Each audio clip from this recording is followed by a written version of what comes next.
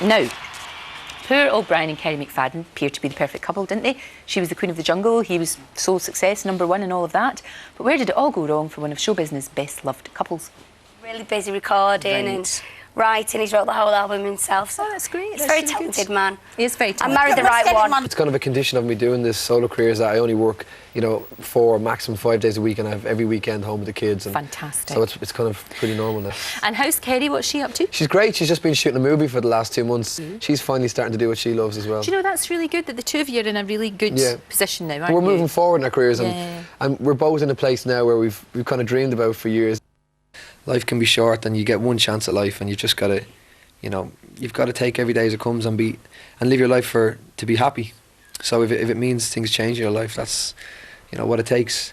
Is there any chance of a reconciliation, Brian? Because I have to say, of all the couples that I've met on this circuit, you and Kerry did seem like the strongest. Given the obstacles that you have to face every day with your status, that was pretty unbelievable.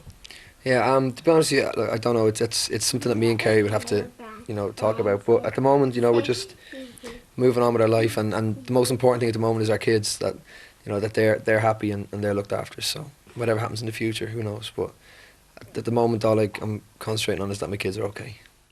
It's really sad. Well, here to give their thoughts, showbiz journalist Rachel Hopper, our own Emma B, and psychotherapist Dr. Az Hakim. I think everybody's just really sad, aren't they, Rachel? Up here now, really sad. It's such so a shame. Sweet. Yesterday he was in Newcastle with that little lad Matthew, who had bone marrow, and he got met especially. And yeah, what a shame. But this, of course, was a couple that met famously at age 19 and 20. Dated secretly for quite a while because in Westlife you weren't allowed to have girlfriends, obviously. And then got engaged after 3 weeks. Then a kiddie came along 4 years later, 2 daughters. And unfortunately, it does look like it may be on the rocks, or certainly over. I really hope not, because what's so ironic about it, like I was sitting talking to him 3 weeks ago, and Emma, he was saying, yeah, everything's great, everything's fine.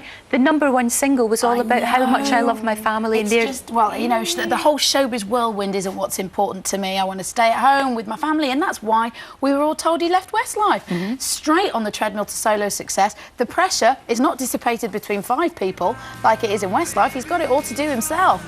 And having a #1 single takes promotion, hard work, and he'll be on tour with it as well. So, you know, the strain on anybody's relationship will be massive. And they are still really young. And they are still really young. And 2 young kids. And as Emma's saying, I mean, the thing is, they've both said they were leaving their careers. Kerry was leaving Atomic Kitten to spend time with the family. He was. But actually, they're both real showbiz people. And I just think that's actually practical. You know, he's got to fly all over the world. He's doing this, that, and the other. And obviously, he's not going to get time to spend with them. But at the end of the day as well, it's a case of priorities. You know, obviously he's chosen to do that. Kerry's chosen to do a lot more promotional work off the back of I'm a Celebrity. So obviously one thing has suffered, and that's the relationship. It's true. Az, do you see any sort of hope for both of them? What do you think is going to happen? Again, they are very young, and you know, they swapped the artificial family of Westlife and the artificial family of Atomic Kitten for a real family with real responsibilities and real children. But they've also got these careers that are, you know, going on and up. And I think they've probably both been left thinking at one point in time that they're left holding the baby or babies. And it's probably not difficult to come to resent each other's success in their careers, because they think, well, you know, I'm here with the children, you're going off doing whatever, even though it's wonderful. And they are very young, they're 24, and they're trying to juggle this celebrity lifestyle, the family life, and wonderful careers. So, but it's all very sudden, isn't it? You know, all very sudden, like your clips showed, it's all wonderful, rosy and perfect, and now it's all done and dusted. And I think, well, where's been the time to actually sit down and think about this themselves? That's what they've got to do, isn't it? They really do. They really do. Stop talking to us, actually. You know, exactly. Yeah, stop talking to the press. And not on the phone, not on a mobile phone either. Talk to each other in person. Sit down, room clear the schedules, step off the hamster wheel, and sit down, both of them, because you know they are in love. They love each other very much. More importantly than anything, they've got 2 little baby girls. Absolutely.